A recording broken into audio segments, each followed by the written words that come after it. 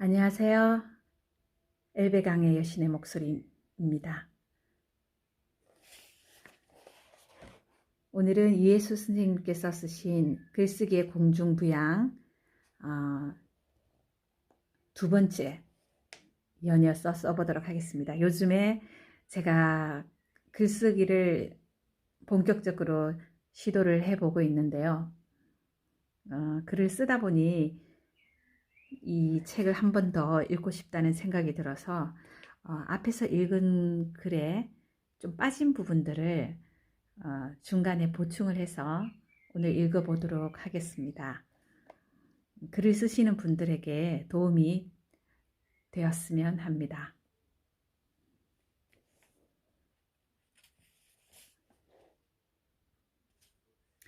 사랑은 대상에 대한 아름다움을 발견하는 순간부터 발화한다. 그런데 대상과 눈도 마주치지 않고 어떻게 아름다움을 발견할 수 있으며 아름다움을 발견하지 못했는데 어떻게 사랑을 할 수가 있겠는가?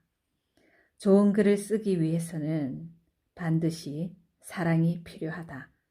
이성 간의 사랑도 필요하지만 만물과의 사랑도 필요하다. 그대가 진실로 좋은 글을 쓰고 싶다면 그대가 먼저 만물에게 눈길을 주어라. 만물에게 눈길을 주는 일이 만물과의 사랑을 시작하는 일이다. 그대가 만물에게 눈길을 주는 순간 만물도 그대에게 눈길을 준다. 그 사실을 깨닫는 순간부터 그대의 심한도 열릴 것이다.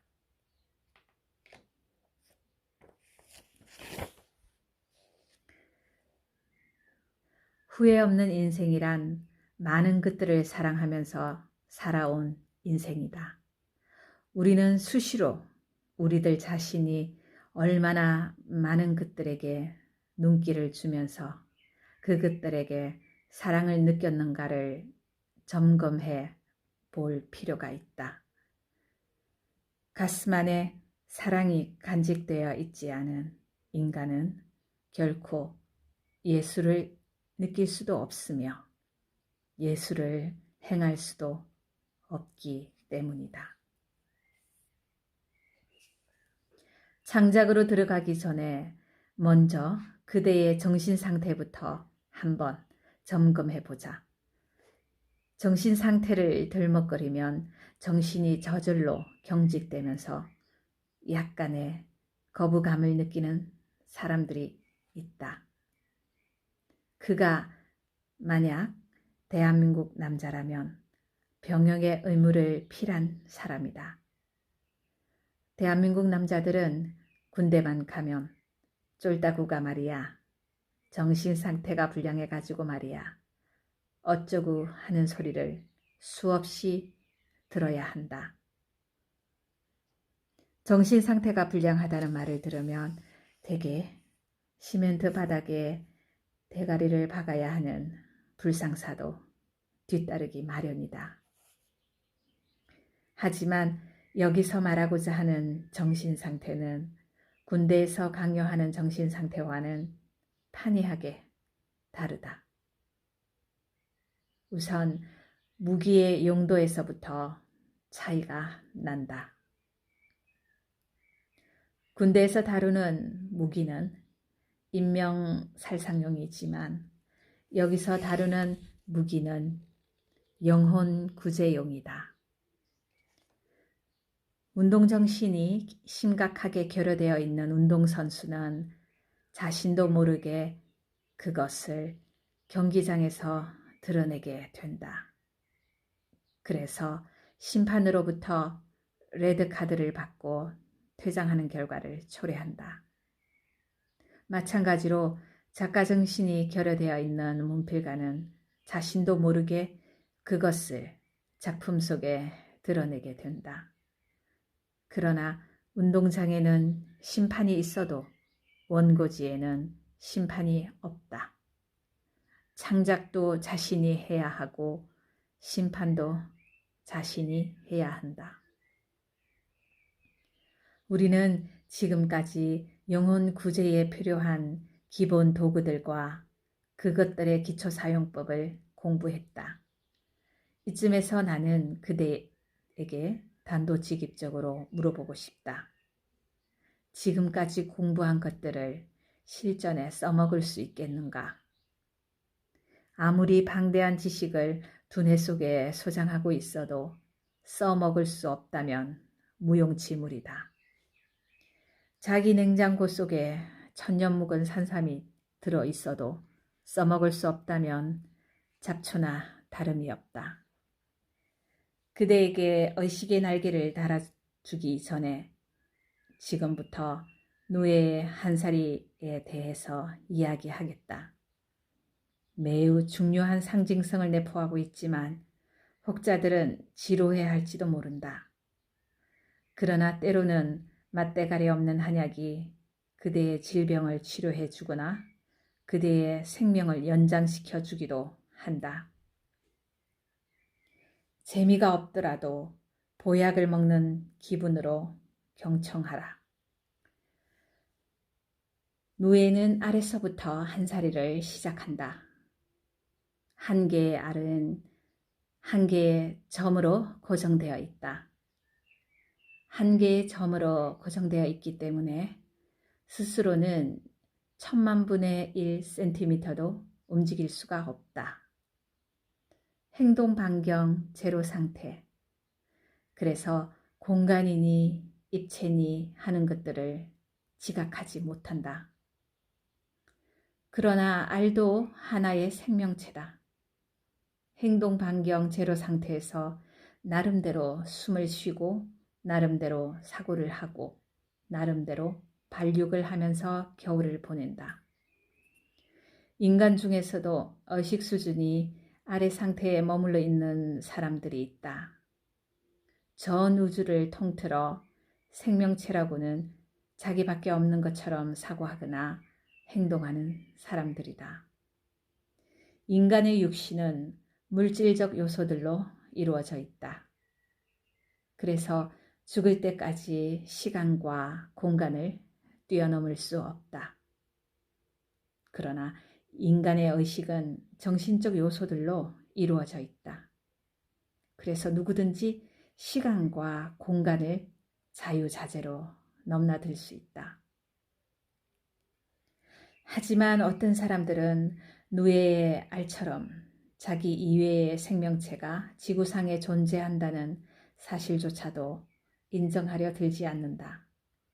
심지어는 누에의 알이 이파리가 있다는 사실조차도 모르고 있듯이 자기가 살고 있는 세상조차도 자각하지 못한다. 뿐만 아니라 절대로 자신을 변화시킬 생각을 하지 않는다. 글을 쓰는 일에도 관심이 없고 글을 읽는 일에도 관심이 없다. 깊은 사유 따위는 해본 적이 없기 때문에 생활 자체가 단세포적이다. 누에의 알은 봄이 되면 마침내 부화를 한다. 갓 부화된 유충은 아주 작은 체형의 검은색을 띠고 있어서 개미처럼 보인다. 그래서 개미누에라는 별칭을 가지고 있다. 비록 작기는 하지만 알과는 차원이 다른 생명체다. 점에 불과하던 존재에서 스스로 면이라는 공간을 이동할 수 있는 존재로 승격된 것이다. 점으로 붙박혀 있던 1차원적 삶에서 면을 이용할 줄 아는 2차원적 삶으로 환생한 것이다. 갓 태어난 애벌레는 냄새로 뽕잎의 위치를 알아내고 부드러운 뒷면부터 뽕잎을 먹어치우기 시작한다. 이어 2일 정도 지나면 체형이 커지고 강모의 간격이 넓어지면서 피부가 휘어진다. 그리고 3일째에는 뽕잎을 먹지 않고 피부가 투명해지면서 움직임을 보이지 않는다. 마치 자고 있는 듯이 보이므로 이때를 첫잠이라고 하며 부화를 기점으로 첫잠까지를 계산해서 일령 애벌레라고 한다. 애벌레는 스스로 면을 이동하는 즐거움, 스스로 뽕잎을 갉아먹을 즐거움, 스스로 잠을 자는 즐거움을 구가하는 생명체로 살아간다. 일령 애벌레에서 하루 정도가 지나면 허물을 벗고 일령 애벌레가 된다. 시간이 흐르면서 누에는 뽕잎 먹기와 잠자기와 허물 벗기를 거듭한다. 그리고 네 번째 잠을 자게 되면 이때를 오령 애벌레라고 지칭한다. 그러나 애벌레는 몇 번의 허물 벗기를 거듭하고도 아직은 뽕잎이라는 2차원적 세계를 떠날 수 없다.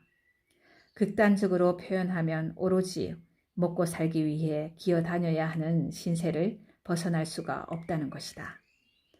오령 애벌레에게는 일주일 정도 더 뽕잎을 먹는 즐거움이 허용된다.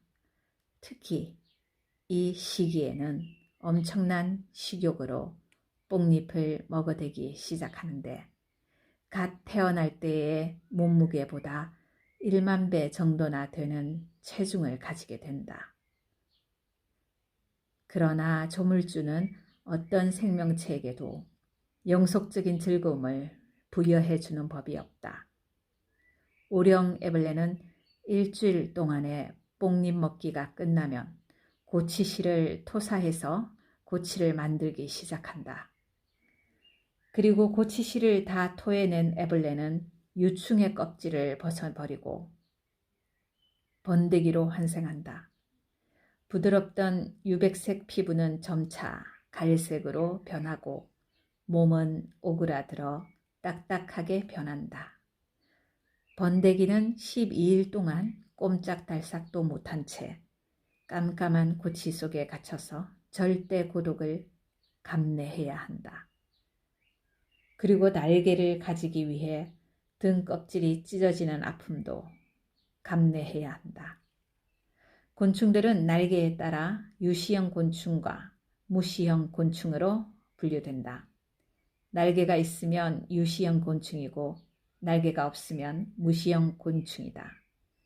유시형 곤충들은 대부분 날개를 가지기 위해서 번데기의 과정을 거친다.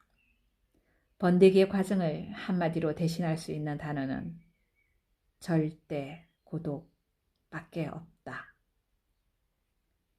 절대 고독은 유시형 곤충들이 날개를 가지기 위해 필수적으로 감내해야 하는 통과 어뢰다. 그대가 만약 곤충으로 환생한다면 유시형 곤충과 무시형 곤충 중 어느 쪽을 선택하겠는가? 절대 고독이 두렵고 등껍질이 찢어지는 아픔이 두렵다면 무시형 곤충을 선택하는 수밖에 없다. 그러나 그대는 오로지 먹고 사는 즐거움 하나로 만족하면서 밑바닥을 기어다닐 각오를 해야 한다. 그러나 날개를 가진 곤충들은 거의가 아주 소량의 먹이만으로 생명활동을 영위한다. 그것들은 먹이를 최상의 즐거움으로 삼는 단계를 벗어난 생명체들이다. 기어다니는 생명체들과는 차원이 다른 존재들이다.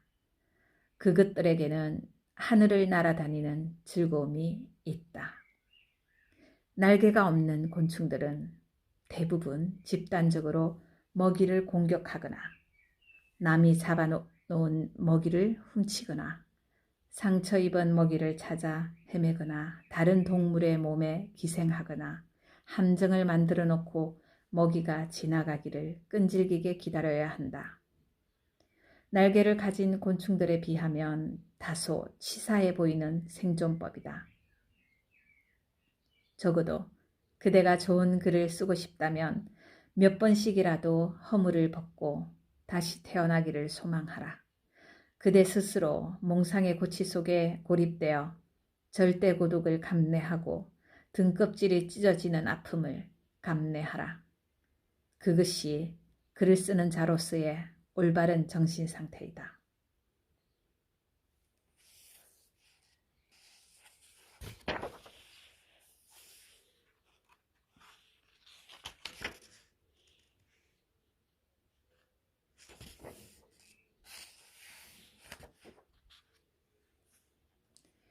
소설의 기본 요소는 주제는 끊임없이 의문을 던져라.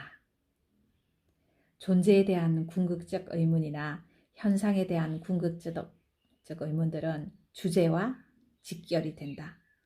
살아가면서 그대는 수많은 의문에 봉착한다. 탄생의 의미는 무엇일까? 죽음의 의미는 무엇일까? 영혼은 정말로 존재하는 것일까? 운명은 정해져 있는 것일까? 욕망의 끝은 어디일까? 식물들에게도 생각이 있을까? 끊임없이 의문을 던지고 해답을 탐구하라. 그러는 동안에 저절로 그대의 의식이 깊어지고 그대의 의식이 깊어지면 소설의 주제도 선명해진다. 의문을 탐구하되 정답은 찾지 마라. 그대가 만약 교육이라는 제도적 장치 속에서 정답 찾기에 길들여져 있는 사람이라면 아직도 분별심이라는 잣대를 가지고 다닐 것이다. 분별심은 어떤 대상을 옳고 그름, 크고 작음, 길고 짧음, 많고 적음, 있고 없음 따위의 잣대로 가름하는 것이다. 그러나 그대가 분별심이라는 잣대로 대상을 가름한 정답들은 모두 부분과 순간을 보고 판단한 오류에 지나지 않는다.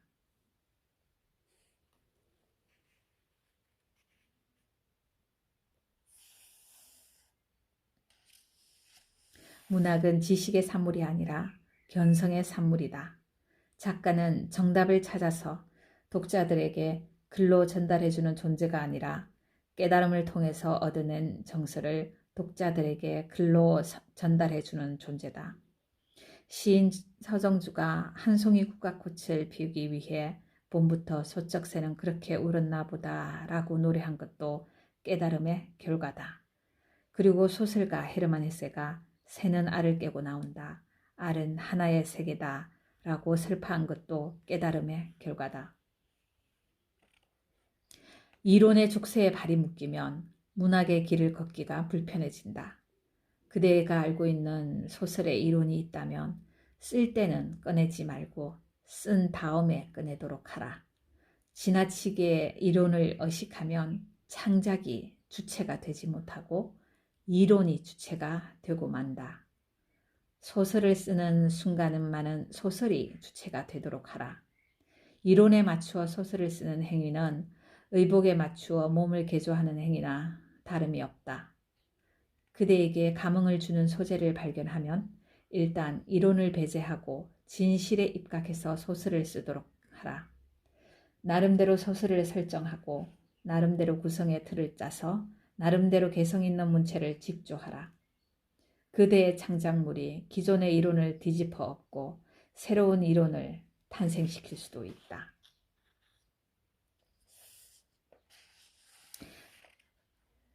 인물.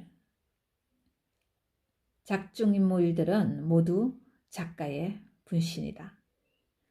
소설에 인물을 등장시킬 때는 개성에 유념하라. 당연히 소설에 등장하는 인물들도 먹여야 하고 입혀야 하고 재워야 한다. 거기에도 작가의 재량이 필요하다. 소설에 등장하는 인물을 먹여 살리기가 실제 하는 인물을 먹여 살리기보다 훨씬 힘들 때도 있다.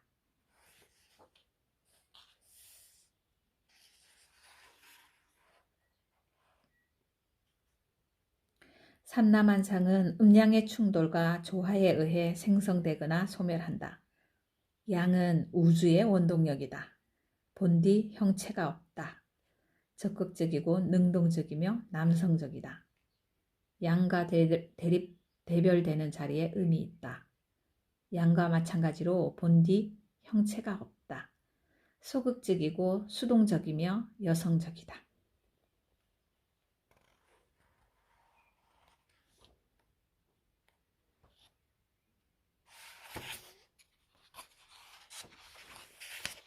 자, 그러면 인물의 성격과 오행을 보자. 목의 성질을 가진 사람은 나무는 끊임없이 하늘을 향해 가지를 뻗는다. 이를 인간에 비유하면 이상주의자에 해당한다.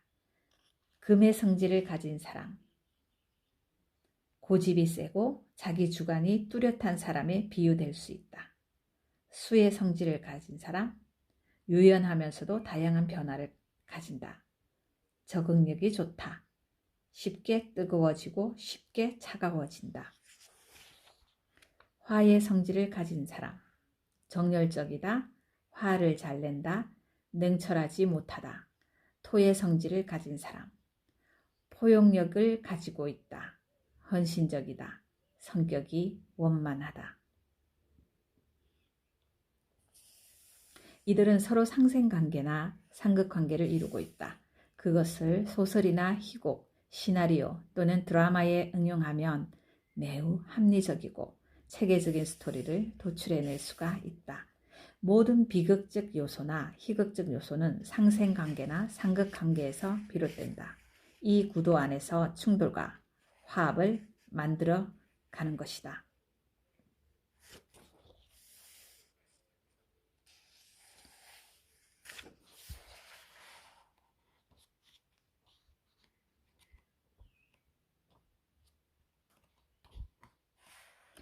문체. 문체는 작가의 내면을 그대로 반영한다. 뿐만 아니라 작가의 개성을 형성하는 요소가 되기도 한다. 수사학적으로는 길이에 따라 만연체, 간결체, 느낌에 따라 우유체, 강건체, 수식에 따라 화려체, 건조체 등으로 분류된다. 기미독립선언문은 만연체로 쓰여져 있다. 중간에 쉼표들이 없으면 낭독하다가 호흡곤란으로 쓰러져 버릴 정도로 문장이 길다. 한 문장이 거의 교과서 한 페이지를 차지할 정도다. 고대 소설들은 대부분 만연체로 쓰여져 있다. 이는 시대적 정서와 무관하지 않다. 추정컨대 옛날 사람들은 현대인들처럼 허겁지겁 시간에 쫓기면서 살지는 않았다. 그래서 문장이 그렇게 길어도 조급증을 느끼지는 않았다. 그러나 현대에 이르러서는 간결체가 많이 쓰여진다. 시간에 허겁지겁 쫓기면서 살아가는 정서가 간결체를 선호하도록 만들지는 않았을까? 부드러운 느낌을 주면 우유체고 딱딱한 느낌을 주면 강건체다. 수식어가 많으면 화려체고 수식어가 없으면 건조체다. 이것은 작가의 취향에 따라 결정된다. 물론 작가의 성정 그대로가 문체에 드러나는 경우도 있지만 때로는 작가의 결핍된 정서를 보완할 목적으로 자신이 가지고 있는 정서와 반대되는 문체를 선호하는 경우도 있다. 이런 방식의 분류는 국어시험을 준비하는 학생들에게는 유용하다. 그러나 데뷔작품을 준비하는 작가 지망생들에게는 무용지물이다. 작가 지망생들에게는 정답 맞추기 따위는 중요하지 않다. 정답 맞추기보다는 어떻게 하면 개성 있는 문체를 만들 수 있을까에 골몰하라. 소설은 대사를 위주로 하는 희곡이나 시나리오와 달라서 지문이 작가적 역량과 개성을 결정한다. 이야기의 전달만으로 소설이 된다는 생각을 버려라. 이야기의 전달만으로 소설이 된다면 서술적 문체만으로도 충분히 목적을 달성할 수 있다. 그러나 소설은 다양한 표현 방식을 통해 문학적 정서까지 전달할 수 있어야 한다. 그래서 묘사적 문체가 필요하다.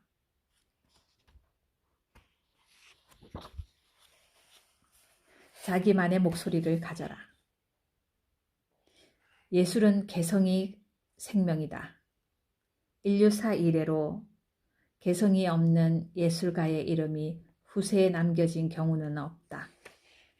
자기만의 창법을 가질 수 없으면 가수가 될 수 없고, 자기만의 색채를 가질 수 없으면 화가가 될 수 없고, 자기만의 문체를 가질 수 없으면 작가가 될 수 없다. 자기만의 창법, 자기만의 색채, 자기만의 문체를 가졌을 때 우리는 흔히 자기 목소리를 가졌다고 표현한다. 가수가 남들이 흉내낼 수 없는 창법으로 노래를 부를 수 있을 때 자기 목소리를 가졌다고 표현하고, 화가가 자기만의 색채로 그림을 그릴 수 있을 때 자기 목소리를 가졌다고 표현하고, 작가가 남들이 흉내낼 수 없는 문체로 소설을 쓸 수 있을 때 자기 목소리를 가졌다고 표현한다.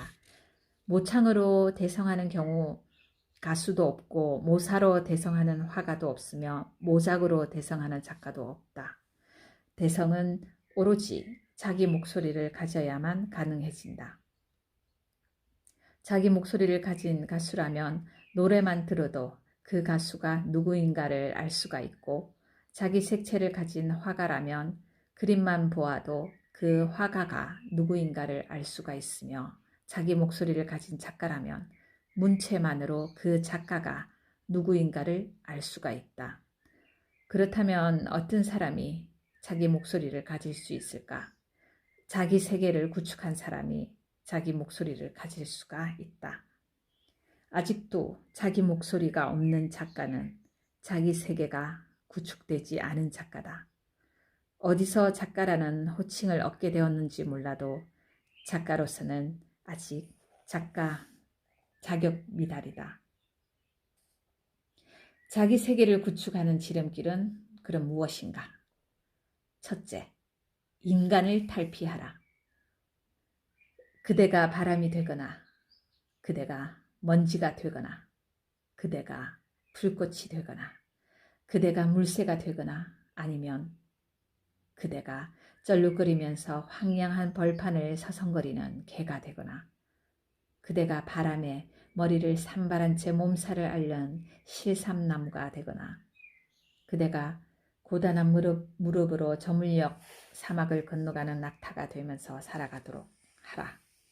명색이 작가가 되기를 꿈꾸는 자로서 시종일관 뻔뻔스럽게 인간으로만 살아가는 일이 없도록 하라. 둘째, 현실을 탈피하라. 그대가 글을 쓰는 순간에는 불가능이 존재하지 않는다. 문학은 과학을 초월한다. 그대는 시공의 제약으로부터 무한히 자유로울 수 있다. 필요에 따라서는 히틀러의 망령을 소설 공간으로 초빙해와서 변명을 늘어놓게 만들 수도 있고, 예수님의 실체를 소설 공간으로 모셔와 직접적인 가르침을 받을 수도 있다. 절대로 눈치를 볼 필요가 없다. 적어도 그대가 글을 쓰는 순간만은 그대가 바로 절대사다. 그대가 세상을 완전히 개조시키고 각종 법령을 지정해서 공표할 수도 있다. 셋째, 지식을 탈피하라. 그대가 지식에 머물러 있다는 사실은 무지에 머물러 있다는 사실과 진배 없다. 자신이 무엇에 대해 안다고 말하는 것은 곧 모른다고 말하는 것이다. 우주에 존재하는 모든 것들은 무한과 연계되어 있다. 그대가 무엇에 대해 알고 있는 사실은 지극히 작은 부분이거나 순간에 불과하다. 그러나 지식이 쓸모없다거나 하찮다는 뜻이 아니다. 그대가 작가를 지망한다면 지식에 머물러 있어서는 안 된다는 뜻이다. 가급적이면 지식을 발효시켜 깨달음에 접근토록 하라는 것이다. 그대가 대한민국에서 교육과정을 통해 학습한 내용들은 모두 진리가 아니라 현상이다. 진리는 영원불면하는 것이며 우주 어디에 적용시켜도 한치의 어긋남이 없다. 그러나 현상은 끊임없이 변화하며 시공에 따라 다른 현상으로 나타난다. 인체 중에서는 머리와 가슴 사이가 가장 거리가 멀다는 말이 있다. 여기서 머리는 알물 대신해서 쓰인 단어고 가슴은 깨달음을 대신해서 쓰인 단어다. 장대 끝에서 한 걸음 더 나아가라. 부족한 부분이나 잘못된 부분이 없는가를 세심하게 살펴보라. 적절치 못한 단어나 문장이 있으면 적절한 단어나 문장으로 교체하라. 절대로 대충 넘어가는 법이 없어야 한다.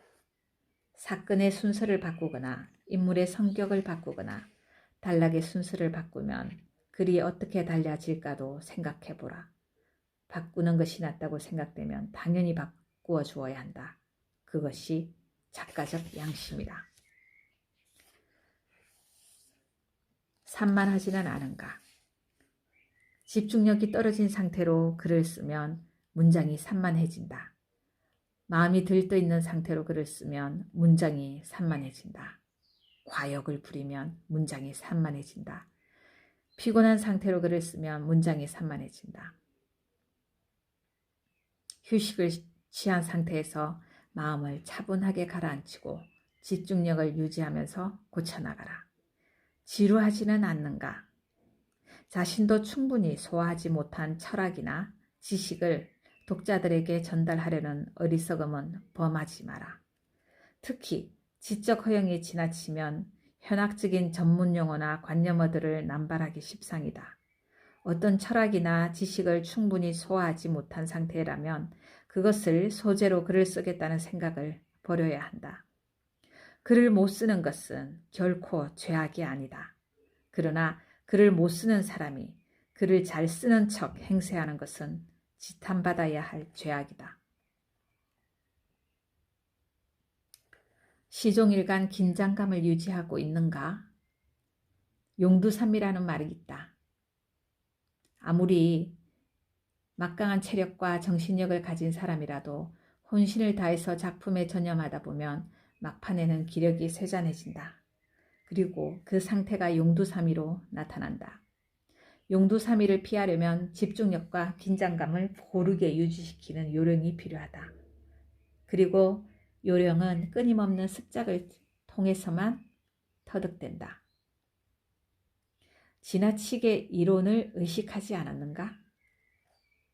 이론의 틀에 맞추어 글을 쓰는 행위는 액자에 맞추어 그림을 그리는 행위와 흡사하다. 당연히 생동감이나 독창성을 기대할 수가 없다. 창작이 바닷속을 헤엄쳐 다니는 고등어라면 이론은 그 고등어를 잡아서 깡통 속의 통조림으로 제작하는 행위와 진배 없다. 고등어의 대가리와 지느러미의 내장들을 제거하고 토막을 친 다음 깡통 속에 집어넣고 가열, 살균하면 통조림이 된다. 자신의 창작물이 통조림과 흡사해지기를 원한다면 이론의 틀에 맞추어 글을 써도 무방하다. 독자를 지나치게 의식하지 않았는가? 독자가 없는 작가는 얼마나 외로운가? 독자가 읽어주지 않는 작품은 얼마나 초라한가? 그렇다고 하더라도 양식 있는 작가라면 결코 독자들의 비위를 맞추기 위해 글을 쓰지 않는다. 따라서 진실한 작가일수록 시대적 조류나 동향에 편승하지 않는다. 그리고 독자들의 식성을 따라 글을 쓰지 않는다. 물론 작가는 독자를 무시해서도 안 되고 독자를 신봉해서도 안 된다. 오로지 장인 정신과 작가 정신만으로 독창적인 문학의 길을 개척해야 한다. 그래서 진실한 작가는 독자가 많다고 하더라도 고독할 수밖에 없는 존재다. 사색하라. 사색은 명상의 출발이다. 마음을 자연스럽게 안으로 몰입시켜 고요한 상태에 이르게 하고 어떤 대상과 자신을 합일시키는 경지로 들어가라.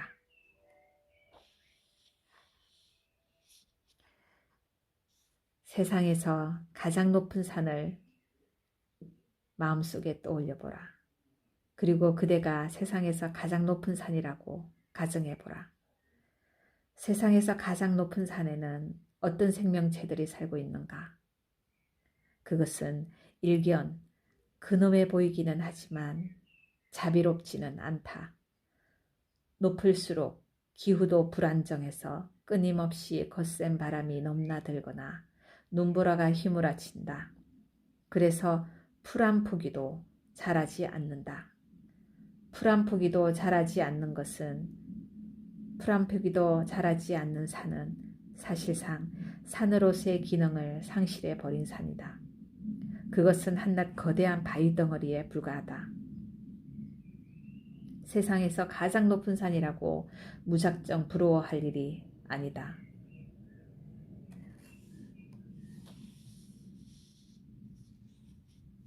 그대는 세상에서 가장 높은 산이 되기를 소망하지 말고 세상에서 가장 편안한 평지가 되기를 소망하라.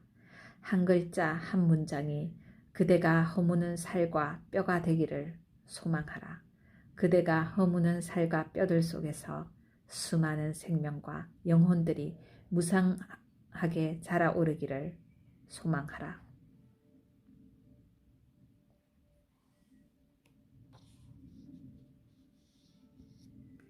좋은 글을 쓰려면 예술의 본성도 아름다움에 있고 우주의 본성도 아름다움에 있음을 명심해야 한다.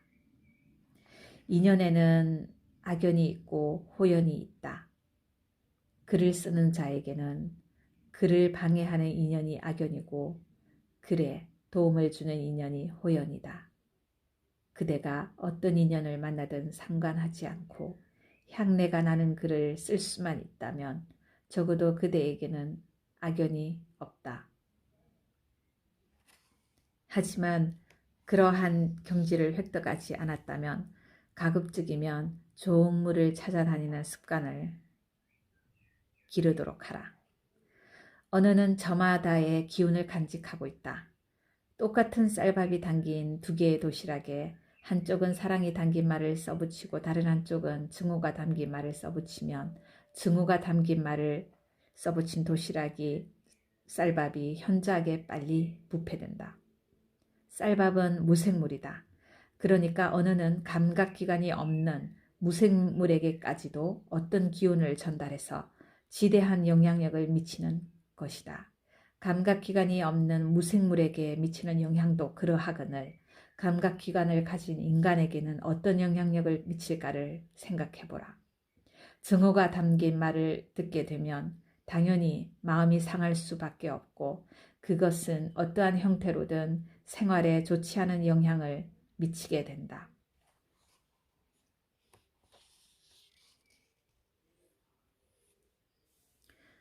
우리 선조들은 가급적이면 된소리인 경음이나 거센소리인 격음을 쓰지 않는다.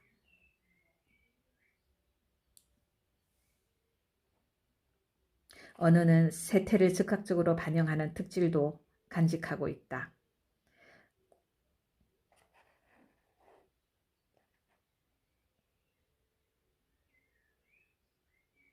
선조들은 경음을 회피해서 개새끼를 강아지로 부르고 소새끼를 송아지로 불렀다. 욕을 많이 얻어먹는 사람은 오래 산다는 속담이 있다. 분명히 악인이 만들어낸 속담이다. 욕에는 증오가 담겨 있다. 증오가 담겨 있는 언어는 음식물도 빨리 부패시킨다. 그런데 욕을 많이 얻어먹는 사람이 어찌 오래 살 수 있겠는가?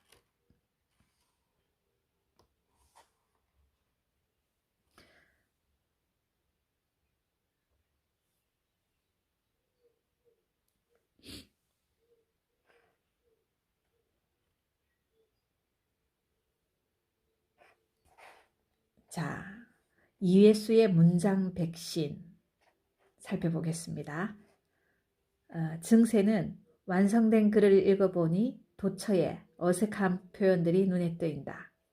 이것에 대한 처방은 그래도 기혈의 순환이 있다. 기혈의 순환이 순조롭지 않으면 글도 중병에 걸려서 생명을 잃게 된다. 욕심과 가식과 허영은 기혈의 순환을 방해한다. 진실에 입각해서 글을 쓰는 습관을 기르지 않으면 완치되지 않는다. 증세. 아무리 보아도 문장이 어색하다. 처방. 한 문장 안에 2가지 이상의 수식어를 쓰지 않았는가? 섣불리 수사법을 남발하지 않았는가? 그렇다면 수식어를 제하거나 수사법을 제거해보라.